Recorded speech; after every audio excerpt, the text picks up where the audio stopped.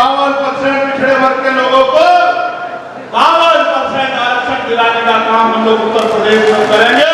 ये मेरा वचन आप लोगों को। बहुत सारी पार्टियों को मौका मिला है, वो नहीं कर पाए। जो पहले नहीं हुआ, ऐसा नहीं कि अब नहीं होगा, वो अब जरूर होगा और डंके की चोट पे होगा। ये ऐलान हमारे पार्लियामेंट में, क्योंकि जिस तरह से निजीकरण हो रहा है, सरकारी नौकरी खत्म की जा रही है, आरक्षण की हत्या की जा रही है, मैंने पार्लियामेंट में मांग पाई थी और मैं प्राइवेट नंबर बिल लेके आया था कि निजी क्षेत्रों में आरक्षण होना चाहिए।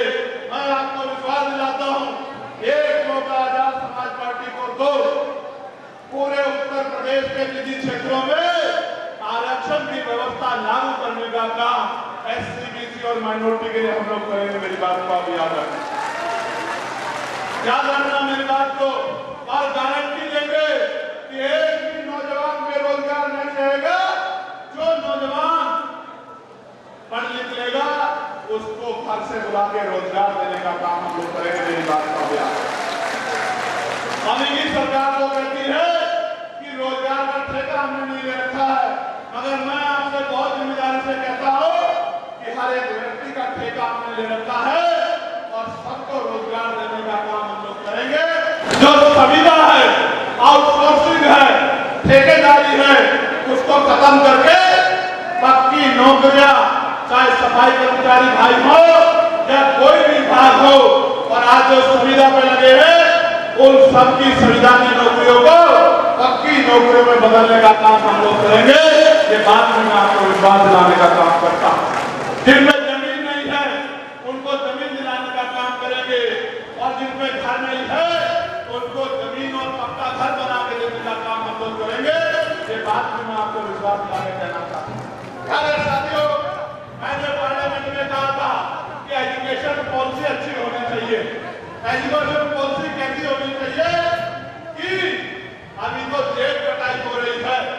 एजुकेशन पॉलिसी तब अच्छी होगी जब मुख्यमंत्री हो या चीफ सेक्रेटरी हो उत्तर प्रदेश का, या प्रिंसिपल सेक्रेटरी हो, एडिशनल सेक्रेटरी हो, डेप्यूटी सेक्रेटरी हो, या मंत्री हो, विधायक हो, सांसद हो, एमएलसी हो, या जिला पंचायत के सदस्य हो, नगर पालिका के, नगर निगम के मेयर चेयरमैन हो, गांव का प्रधान हो, गांव का मेंबर हो, सेक्रेटरी हो, पटवारी हो, डीएम हो, एसडीएम हो, एसएसपी हो, कमिश्नर हो, डीआईजी हो, आईजी हो, सबके बच्चों को और किसान मजदूरों के बच्चों को भी सरकारी स्कूल में, एक ही स्कूल में एक ही सिलेबस के साथ पढ़ाई कराने का काम करेंगे। ये बात मैं आपको विश्वास दिलाता हूं। आप देखना, जिस दिन जिलाधिकारी का बच्चा सरकारी स्कूल में पढ़ेगा, विधायक सांसद का बच्चा सरकारी स्कूल में पढ़ेगा, एसएसपी का बच्चा सरकारी स्कूल में पढ़ेगा, आप मेरी बात को याद रखना। उसी स्कूल में जब किसान मजदूर का बच्चा पढ़ेगा तो स्कूल भी 5 स्टार होटल जैसा होगा और सुविधाएं भी होंगी और सम्मान से गुणवत्तापूर्ण एजुकेशन मिलेगी। प्यारे साथियों, मैं बहुजन समाज बनाने के लिए निकला। आज आप इस मंच पर देखो, आज इस मंच पे बहुजन समाज है।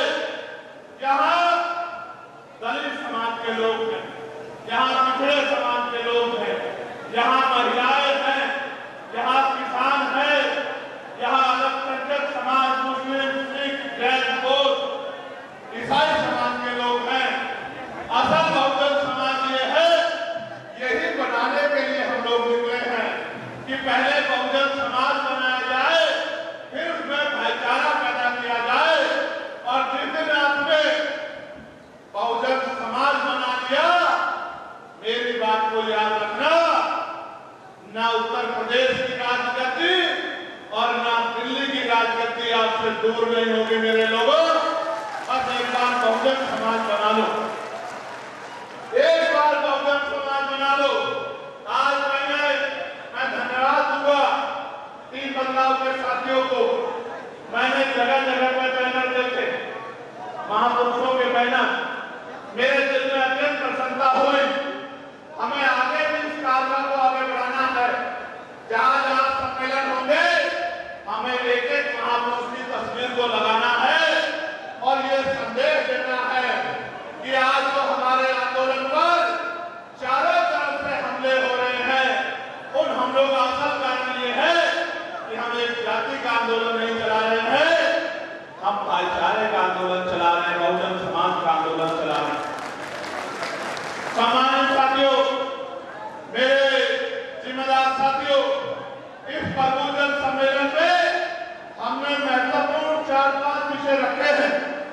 उन 4-5 विषयों में सारी समस्या का हल है। अगर आप कहोगे तो मैं उन 4-5 विषयों को आपके सामने रख दूंगा। आप चाहते हो वो विषय मैं आपके सामने रखूं? दोनों हाथ उठा के बताओ। तो मेरी बात पे अगले 20-25 मिनट, हालांकि मैं जानता हूं कि आपको बैठने में परेशानी हो रही है, हालांकि मैं ये भी जानता हूं कि गर्मी बहुत है, हालांकि मैं ये भी जानता हूं कि ये पंडाल छोटा पड़ गया है। मैं इस बात को जानता हूं और मानता भी। मेरे पीछे तो कूलर लगा है, आपको तो गर्मी से दो चार होना पड़ रहा है। लेकिन मेरे प्यारे नौजवान साथियों, भविष्य के प्रदेश के नेताओं, जब तक आप संघर्ष की भट्टी में नहीं दबोगे, तब तक आप मिशनरी नहीं बन पाओगे, तब तक आप योद्धा नहीं बन पाओगे। आपको गुमराह करना आसान रहेगा, आपको धोखा देना आसान रहेगा। प्यारे साथियों, आज इस मंच से मैं एक ऐलान करता हूं और माननीय प्रधानमंत्री उत्तर प्रदेश और उनकी पूरी टीम गवाही रहेगी। जब तक उत्तर प्रदेश की गद्दी में एक अम्बेडकरवादी नहीं बैठेगा, मैं आज के बाद कोई मुकुट नहीं पहनूंगा। इस बात का मैं आज इस मंच से ऐलान करता हूं। क्योंकि जिस समाज की बहन बच्चों को नोचा जा रहा हो, जिस समाज की जमीन को लूटा जा रहा हो, जिस समाज के बच्चों की, बुजुर्गों की लाशों को उनके जिंदा रहते तो सम्मान नहीं मिला, लेकिन मरने के बाद भी उनको अंतिम संस्कार की जगह न मिल रही हो, जहां आज भी सामाजिक गैर बराबरी अपनी जड़ें घेर रही हो, उस समाज का नेता मुकुट पहनता अच्छा नहीं लगता। अगर मुकुट पहनाना है तो आगामी 30 पंचायत चुनाव में और आने वाले विधानसभा चुनाव में एमएलए पिता के मुकुट पहनाना, तब मैं आपके मुकुट को स्वीकार करूंगा, उससे पहले स्वीकार नहीं करूंगा। प्यारे साथियों, मेरी तरफ देखो। 2013 से अपने घर को छोड़ के निकला, 16 महीने जेल में काटी है। 10x6 की कोठरी में 500 से ज्यादा दिन बिताए हैं। रूखी सूखी रोटी खाने के लिए जिनको जानवर नहीं खाता, सत्ता के लोगों ने मजबूर किया है। बीमार होने में इलाज नहीं होने दिया और मेरी जान को लेने के लिए तमाम तरह के षड्यंत्र किए। जब उनके षड्यंत्रों से बाहर निकला, फिर अपने महापुरुषों के आंदोलन में लग गया। 2 बार तिहाड़ में रहा। बदन में जितनी हड्डियां नहीं शरीर में, उतनी लाठियों को खाने का काम किया। मेरे 6 दांत तोड़ दिए गए, मेरे पैरों के नखून खींच लिए गए और मेरी रीढ़ की हड्डी में 4 जगह पर इतनी चोट मारी गई कि ये आदमी कभी रीढ़ से उठ ना पाए। इन षड्यंत्रों के बाद भी मैंने कभी ना अपनी या आपकी रीढ़ को कभी छुपने नहीं दिया। मैंने लोगों, इस बात को आप अच्छी तरह जानते हैं। जब इससे भी पेट नहीं भरा तो जून के महीने में, इसी महीने में मेरे ऊपर 4 गोली चलाई गई। 4 गोली। उन गोलियों से भी बच गया, तमाम षड्यंत्रों से बच गया। समाज में नगीना से इज्जत का मुकुट पहना के लोकसभा में भेज दिया और जिस दिन से लोकसभा गया हूं, आप ईमानदारी से बताओ, क्या कोई एक मुद्दा ऐसा है जिसपे आपकी आवाज को दबने दिया हो? चाहे बात पंचायत सहायकों का या 69,000 शिक्षक भर्ती के बच्चों का या पुलिस भर्ती के बच्चों का, कोई एक ऐसा मामला नहीं है, चाहे किसानों का मामला हो, सबकी आवाज को उठाने का काम किया, सबकी आवाज बनने का काम किया। और आज भी बेटा माओ, ये बात आपको इसलिए कह रहा हूं कि आपको यहाँ उत्तर प्रदेश में तमाम तरह की बातें हो रही हैं।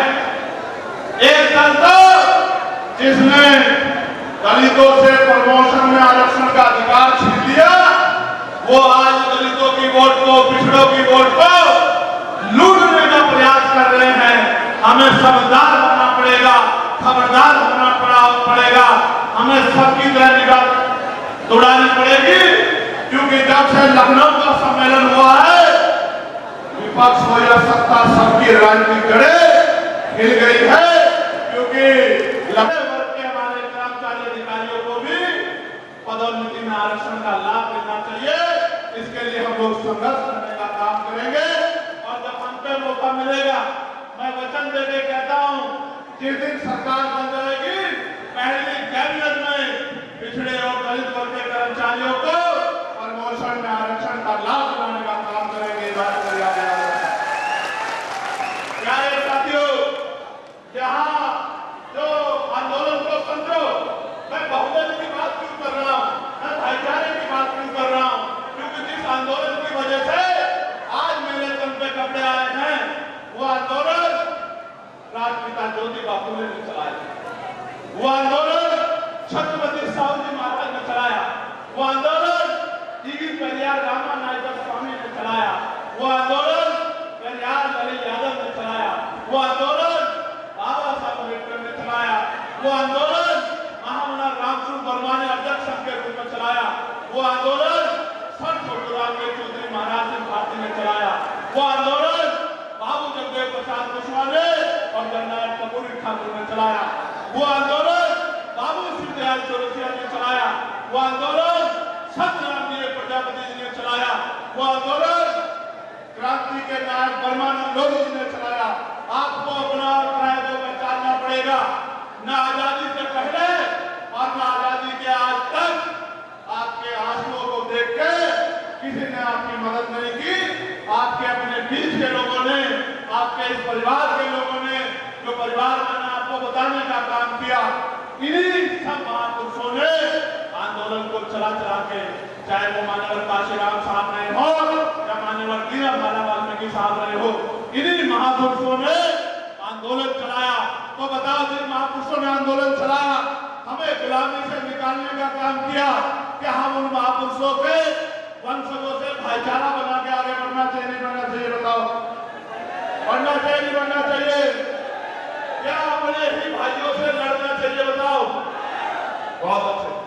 तो मैं आपको एक मंच से ऐलान करके कहता हूं, 1931 की जनगणना के अनुसार घरों में बुलडोजर चल रहे हैं, तमाम तरह की पाबंदियां हैं, आवाज उठाने पे कुचल दिए जाते हैं, जो बोलता है वो जेल चला जाता है, जो नहीं बोलता वो डरा डरा घूम रहा है।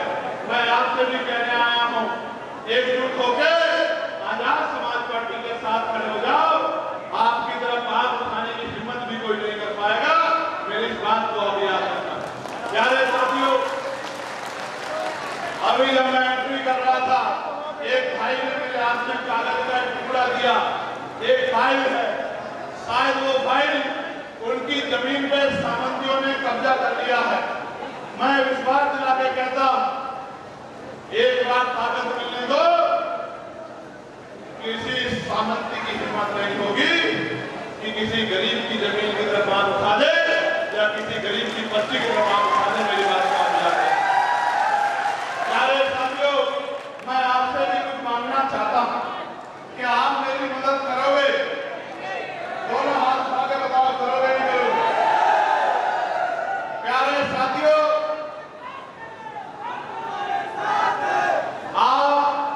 जितनी बड़ी संख्या में जुटे, यहाँ मंडल के लोग बहुत मेहनत कर रहे हैं, जिले के लोग बहुत मेहनत कर रहे हैं, विधानसभा के लोग बहुत मेहनत कर रहे हैं।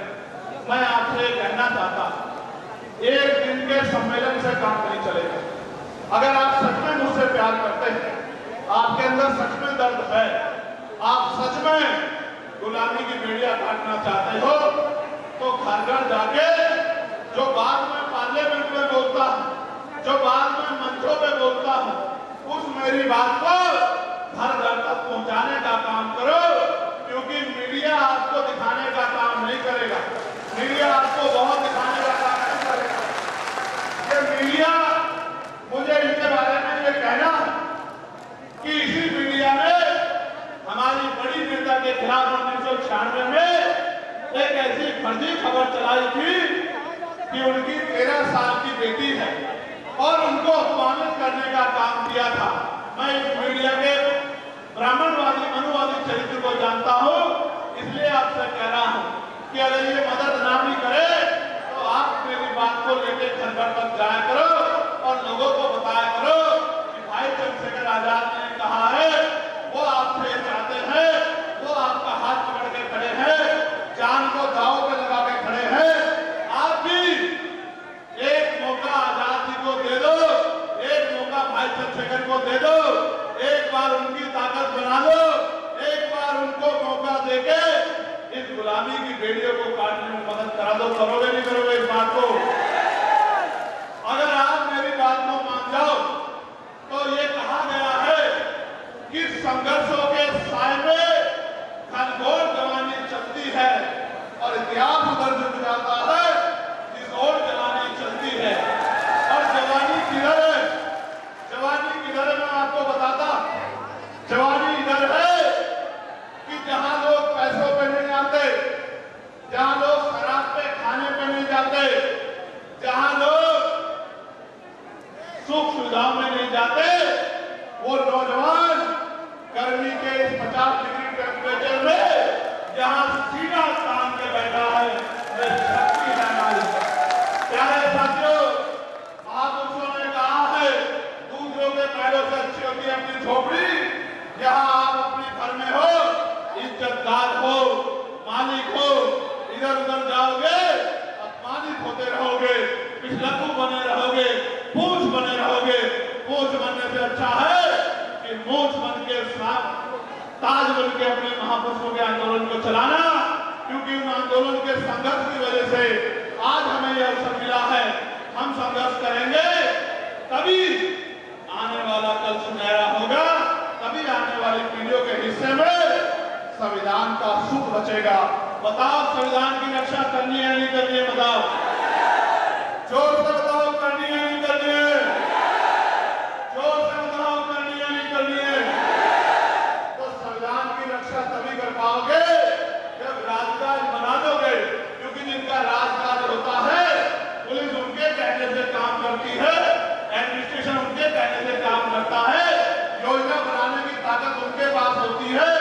अभी मेरे पास योजना बनाने की ताकत नहीं है, अभी मैं ट्रांसफर पोस्टिंग नहीं कर सकता, अभी मैं सस्पेंशन नहीं कर सकता, लेकिन आने वाले कल में इस त्रिस्तरीय पंचायत चुनाव में अगर नौजवानों ने कमर कस के और लोगों की बातों पर ध्यान न देके घर घर जाके इस बात को पहुंचा दिया तो वो दिन दूर नहीं कि झांसी में नीला झंडा सबसे ऊंचा हो जाएगा। करना चाहते हो नहीं करना चाहते हो उसको ऊंचा, तो बिना संघर्ष के तो नहीं होगा, क्योंकि महापुरुष कहते गए हैं कि सत्ता संघर्ष से मिलेगी। और मैं आपको यह भी कहूंगा कि आप किसी की बातों पर ध्यान ना देके ये मत सोचा करो कि मेरे पास पद नहीं है, मेरा फोटो नहीं लगा है, मैं तो मिला नहीं हूं। हम सारे काम बाद में कर लेंगे, पहले अपने लक्ष्य को हासिल कर ले। इसलिए जो ज्यादा काम करेगा वही मेरे लिए सबसे प्यारा है, उसी का सम्मान मेरे दिल में सबसे ज्यादा है। जो ज्यादा काम करेगा मेरी नजर उसी की तरफ रहेगी, चाहे उसके चप्पल टूटे हुए क्यों ना हो, चाहे उसकी पैंट फटी हुई क्यों ना हो, चाहे उसकी शर्ट फटी हुई क्यों ना हो, चाहे उसके पास गाड़ी घोड़ा होना हो, मेरी हर एक निगाह उस नौजवान को ढूंढती रहेगी, उस साथी को ढूंढती रहेगी जो संघर्ष का जज्बा लेकर निकला है। ये जो वॉलंटियर फोर्स का मेरा नौजवान साथी जा रहा है, इसका क्या नाम है? इसका क्या नाम क्या है? आप नीचे बैठो। आशीष, ये जो वॉलंटियर के साथी हैं, ये नौजवान बहुत मेहनती है। आप वॉलंटियर फोर्स का जिला अध्यक्ष को बना, ये बहुत मेहनती है। ये तुम बैठो नीचे, तुम्हारा नाम क्यों नहीं लिया बताओ? सोचो क्यों नहीं लिया? क्योंकि आप नजदीक बैठने की जिम्मेदारी अदा नहीं कर रहे हो, और आशीष घूम घूम के मेरी बात को पहरा देने का काम कर रहा है। जो भी खड़ा हो जाता है उसको जाके बिठाता है कि मेरे भाई ने कहा बैठ जाओ, और उसके आसपास देखो कितना अच्छा माहौल उसने छोटे नेता ने बनाया है, आज वो छोटा नेता है, कल वो हमारा बड़ा नेता बनेगा, ऐसा मुझे भरोसा। मैं मंडल जिले के उन नौजवान नेताओं को भी धन्यवाद करना चाहता हूं जिन्होंने अपनी मेहनत की कमाई से इस कार्यक्रम को कराया। मैं उनसे भी कहूंगा, जिनके नाम मैंने पढ़े थे, ये सब लोग इस क्षेत्र के भविष्य के नेता है। चाहे अनूप हो, चाहे हरीश हो, चाहे बब्बू अहमद हो, चाहे सोनू भाई हो, नीरज कुमार हो, रमाकांत हो, राहुल, धर्मेंद्र, करण चौधरी और राहुल हो, आप सब बड़े नेता बनोगे, लेकिन संघर्ष से बनोगे, समझौतों से नहीं बनोगे, लापरवाही करके नहीं बनोगे, महापुरुषों के रास्ते पे चल के बनोगे। इसलिए संघर्ष करो और अपनी पहचान बनाओ। बताओ मदद करोगे नहीं करोगे? ईमानदारी से बताओ, मदद करोगे नहीं करोगे? दोनों हाथ लेकर उठाओ फिर। जय भीम, जय भारत, जय संविधान, जय भीम, जय भारत। आजाद समाज पार्टी जिंदाबाद, वीर मार्गी जिंदाबाद। हर जगह चैन से तो नहीं बैठोगे, संघर्ष करोगे नहीं करोगे? और महापुरुषों को पढ़ा भी करो, महापुरुषों की बातों को सुना करो, उनकी किताबों को पढ़ा करो। और जो मैं पार्लियामेंट में बोलता हूं